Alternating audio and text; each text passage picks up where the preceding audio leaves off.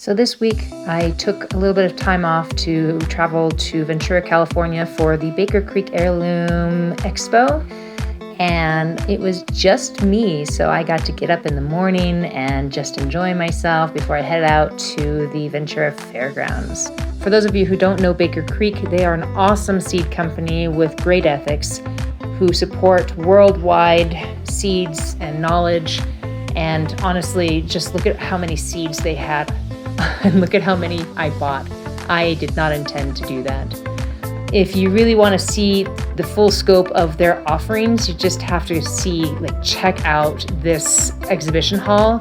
They had people come in and do all these carvings. It was so cool. Everybody was sitting there and just carving right in front of us. But look at these tables. There is so much to see. There were melons on melons and squash and pumpkins. Look at these guys. Isn't it crazy? Oh God, I love it. And tomatoes galore, so many varieties. Look at that. Oh, I don't even know if that was a squash. While I was there, I had the opportunity to sit in on some papers that were being given by some notables in the industries surrounding farming and growing. I had an opportunity to meet a few of the people whose books I've read and make some new friends with people who are doing some amazing things across the globe.